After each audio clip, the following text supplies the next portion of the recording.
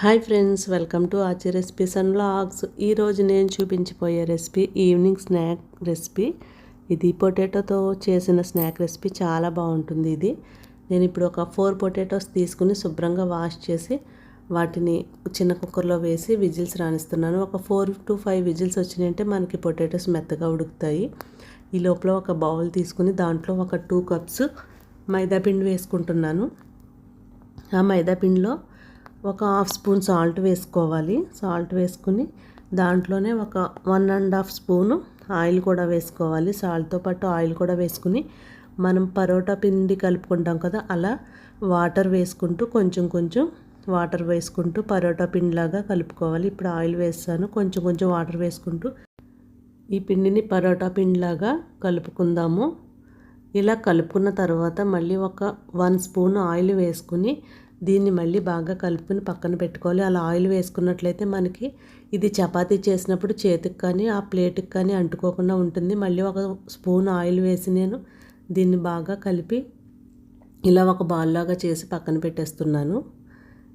దీన్ని ఒక 15 minutes ఇలా పక్కన పెట్టేసుకుని ఈ లోపల మిగతా ప్రాసెస్ స్టార్ట్ చేద్దాము. ఒక 3 ఆనియన్స్ తీసుకుని చిన్న ముక్కలుగా కట్ చేసుకోవాలి. అలాగే ఒక 2 పచ్చిమిర్చిని కూడా చిన్న ముక్కలుగా కట్ చేసుకుని కొత్తిమీర కరివేపాకు కూడా కొంచెం తీసుకుని వాటిని కూడా చిన్నగా కట్ చేసి పక్కన పెట్టేసుకుందాము. ఆనియన్స్, పచ్చిమిర్చి, కొత్తిమీర, కరివేపాకు కట్ చేసి పక్కన పెట్టేసుకుని ఇప్పుడు పొటాటోస్ అయితే ఉడికినాయి కదా, పైనంతా పొట్టు తీసేసి వాటిని స్మాష్ చేసుకోవాలి. ఒక స్పూన్తో కానీ చేతితో కానీ స్మాష్ చేసుకోవాలి. ఇలా మనం 4 విజిల్స్ వేయించినట్లయితే మెత్తగా ఉడుకుతాయి పొటాటోస్. ఇలా స్మాష్ చేసుకుని మెత్తగా మనకి పొటాటో ముక్కలాగా ఉండకూడదు, మొత్తం అంతా కూడా ఇలా మెత్తగా అయిపోవాలి. అలా స్మాష్ చేసుకున్న తర్వాత దీంట్లో మనం కట్ చేసి పెట్టుకున్న ఆనియన్స్, పచ్చిమిర్చి, కరివేపాకు, కొత్తిమీర వేసేసుకుందాము. ఇవి వేసుకున్న తర్వాత దీంట్లో స్పైసెస్ వేసుకోవాలి. స్పైసెస్ అంటే ఎక్కువ ఏమీ వేసుకోనవసరం లేదు. ఒక 2 స్పూన్స్ కారం వేసుకుందాము. అంటే మీరు తీసుకున్న క్వాంటిటీని బట్టి కారం వేసుకోవాలి. 1 స్పూన్ కానీ 2 స్పూన్ కానీ. దీంట్లోనే చిటికెడు పసుపు వేసుకొని ఒక 1/2 స్పూను పెప్పర్ పౌడర్ వేసుకోవాలి. పెప్పర్ పౌడర్ వేసుకుంటే మనకు కొంచెం ఇది స్పైసీగా ఉంటుంది కాబట్టి ఒక 1/2 స్పూన్ పెప్పర్ పౌడర్ సరిపోతుంది. దాంట్లోనే చాట్ మసాలా వేసుకోవాలి. ఒకవేళ చాట్ మసాలా లేదు అనుకుంటే గరం మసాలా కూడా వేసుకోవచ్చు. అది ఒక 1 స్పూన్ వేసుకుంటే సరిపోతుంది. స్పైసెస్ అయితే ఇవే, మనం ఇంకా దీంట్లో ఏమీ వేసుకోనవసరం లేదు. ఇప్పుడు ఇవన్నీ కూడా బాగా కలిసేలాగా కలుపుకోవాలి. పొటాటో, ఆనియన్స్, పచ్చిమిర్చి, మనం వేసిన స్పైసెస్, అలాగే దాంట్లోనే సరిపడినంత సాల్ట్ కూడా వేసుకుని ఇవన్నీ కూడా బాగా కలిసేలాగా కలుపుకొని ఇలా ఈ కర్రీని కూడా మనం పక్కన పెట్టేసుకుందాము. ఇక దాంట్లోకి స్టఫింగ్కి కర్రీ రెడీ అయిపోయినట్టే. దీన్ని పక్కన పెట్టుకుని ఇప్పుడు ఇంకొక బౌల్ తీసుకుని దాంట్లో కార్న్ఫ్లోర్ కానీ మైదా కానీ, కార్న్ఫ్లోర్ ఉంటే కార్న్ఫ్లోర్ వేసుకోవచ్చు, లేదు అనుకుంటే మైదా వేసుకోవచ్చు. కొంచెం ఒక 4 టేబుల్ స్పూన్స్ వరకు వేసుకోవచ్చు. వేసుకుని దాంట్లో కొంచెం సాల్ట్, ఒక 1/2 స్పూన్ సాల్ట్ వేసుకుని వాటర్ వేసుకుని దాన్ని ఒక లిక్విడ్ లాగా కలిపి పెట్టుకోవాలి. ఆ లిక్విడ్ మరీ పల్చగా ఉండకూడదు, అలానే మరీ థిక్గా ఉండకూడదు.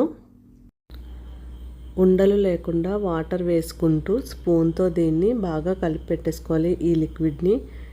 ఈ లిక్విడ్ ఈ కన్సిస్టెన్సీ ఉంటే సరిపోతుంది. దీన్ని పక్కన పెట్టుకున్న తర్వాత ఇప్పుడు దీంట్లోంచి హాఫ్ తీసుకుందాము.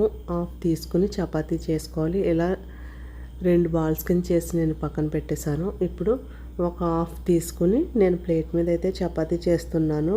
కొంచెం మనం మైదా పిండినే పొడిపిండి వేసుకుంటూ దాన్ని పెద్ద చపాతీలాగా చేసేసుకున్న తర్వాత మనం ఆల్రెడీ కర్రీ పక్కన పెట్టుకున్నాం కదా, రెడీ చేసుకున్న కర్రీ, ఆ కర్రీని కూడా ఆఫ్ చేసుకుందాము. ఆఫ్ చేసుకుని ఒక హాఫ్ కర్రీని అయితే దీని మీద వేసేసి మొత్తం ఈ చపాతీ అంతా కూడా ఆ కర్రీ ఉండేలాగా ఇలా స్ప్రెడ్ చేసుకోవాలి చేతితోటి. ఇలా చపాతీ అంతా స్ప్రెడ్ చేసుకున్న తర్వాత ఇప్పుడు దీన్ని రోల్ చేసుకోవాలి. అయితే ఈ చపాతీ హోల్ పడి ఆ కర్రీ అనేది బయటికి రాకుండా చాలా జాగ్రత్తగా దీన్ని ఇలా రోల్ చేసుకుందాము. ఈ చపాతీలోంచి కర్రీ బయటికి వచ్చిందంటే మనం ఆయిల్లో వేసినప్పుడు ఆయిల్ అంతా కూడా ఈ కర్రీ స్ప్రెడ్ అయిపోతుంది కాబట్టి చాలా జాగ్రత్తగా ఇలా రోల్ చేసుకుని దీన్ని కొంచెం ఇలా వెడల్పుగా వేళ్ళతో నొక్కుంటే కొంచెం ఇలా వెడల్పు అవుతుంది. ఇప్పుడు దీన్ని కట్ చేసుకుందాము చాకుతోటి. చివరిది అలా కట్ చేసి తీసేయాలి. తీసేసి మిగతాదంతా కూడా ఒకేలాగా ఉండేలాగా ఒకే సైజులో ఇలా చాక్తో కట్ చేసుకుందాము. జాగ్రత్తగా కర్రీ అనేది బయటకు రాకుండా స్లోగా కట్ చేసుకుందాము.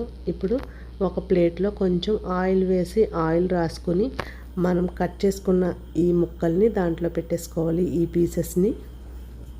అలాగే ఇంకొక చపాతీ చేసుకుని మిగతా సగం కర్రీ కూడా నేను దాని మీద వేసి ఇంకొక చపాతీ కూడా చేసి రెడీ చేసి పెట్టేసుకుందాము. అప్పుడు ఒకేసారి మనం ఆయిల్లో వేయటానికి ఉంటుంది. ఇంకొక హాఫ్ ఉంది కదా, దాంతో కూడా ఇప్పుడు సేమ్ చపాతీ చేసుకుని ఆ కర్రీని దాని మీద స్ప్రెడ్ చేసి స్లోగా రోల్ చేసుకుని మనం పీసెస్ కట్ చేసుకుని ఆ ప్లేట్లో అయితే పెట్టేసుకోవటమే. ఒకేసారి ఇలా రెడీ చేసి పెట్టేసుకున్నామంటే ఒకదాని తర్వాత ఒకటి మనం ఆయిల్లో వేసుకుని తీసుకోవటానికి ఈజీగా ఉంటుంది. చూడండి, చాలా స్లోగా రోల్ చేసుకోవాలి. కర్రీ అనేది బయటకు రాకుండా చేసుకున్న తర్వాత ఇలా స్లోగా స్ప్రెడ్ చేసుకుని దీన్ని ముక్కలుగా కట్ చేసుకోవటమే. ఇప్పుడు కళాయి పెట్టేసి కళాయిలో డీప్ ఫ్రైకి సరిపడా ఆయిల్ వేసేసుకుని ఆయిల్ మరిగిన తర్వాత మనం లిక్విడ్ చేసి పక్కన పెట్టుకున్నాం కదా, దాన్ని ఇంకొకసారి స్పూన్తో కలుపుకోవాలి.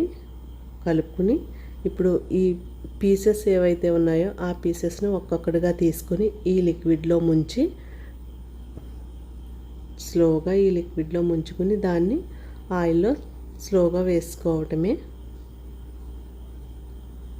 మరుగుతున్న ఆయిల్లో జాగ్రత్తగా వేసుకుని అన్నీ కూడా ఇలాగే లిక్విడ్లో ముంచి దీంట్లో వేసేసుకోవాలి. అయితే ఒక సైడ్ బాగా వేగింది అనిపించినప్పుడే మనం టర్న్ చేసుకోవాలి, లేదంటే ఇవి విడిపోతాయి. మనకి కొంచెం రెడ్గా కనిపిస్తుంది కదా, ఆల్రెడీ అడుగున వేగింది. ఇప్పుడు స్లోగా వీటిని టర్న్ చేసేసుకుని అటు సైడ్ కూడా వేయించుకుందాము. కళాయికి అంటుకోకుండా జాగ్రత్తగా వీటిని వేయించుకోవాలి. మనం ఆయిల్ మరిగిన తర్వాత వేస్తే ఇవి అంటుకోకుండా ఉంటాయి. అలా అటు ఇటు కూడా మనకి రెడ్ కలర్ వచ్చే వరకు వేయించుకుని వీటిని అయితే తీసి ఒక ప్లేట్లో టిష్యూ పేపర్ వేసుకుని దాంట్లో వేసేసుకున్నామంటే ఎక్స్ట్రా ఆయిల్ ఏదైనా ఉన్నా కూడా ఆ టిష్యూ పేపర్ పీల్చుకుంటుంది కాబట్టి మనకి ప్రాబ్లం ఉండదు. ఒక్కొక్కటిగా తీసుకుని ఇప్పుడు దీంట్లో వేసేసుకుందాము. ఈ స్నాక్ రెసిపీ చాలా బాగుంటుంది. నేను మిగతావి కూడా సేమ్ అలాగే లిక్విడ్లో ముంచి ఆయిల్లో వేసేస్తున్నాను. అయితే దీంట్లో టొమాటో సాస్తో తిన్నామంటే ఇవి చాలా బాగుంటాయి, లేదంటే గ్రీన్ చట్నీతో కూడా తినొచ్చు మనము. స్వీట్ చట్నీ అయితే బాగుంటుంది, గ్రీన్ చట్నీ అయినా టొమాటో సాస్ అయినా స్వీట్ అయితే బాగుంటుంది. కాబట్టి నేను టొమాటో సాస్లో చక్కగా డిప్ చేసుకుని మేమైతే ఈవినింగ్ స్నాక్ కింద ఇవి తింటున్నాము. ఈ రెసిపీ చాలా బాగుంటుంది, మీరు కూడా ట్రై చేయండి. ఓకే ఫ్రెండ్స్, ఈ వీడియో మీకు నచ్చితే లైక్ చేయండి, షేర్ చేయండి. అలాగే ఆచి రెసిపీస్ అండ్ వ్లాగ్స్ అనే మన ఛానల్ని సబ్స్క్రైబ్ చేసుకోండి.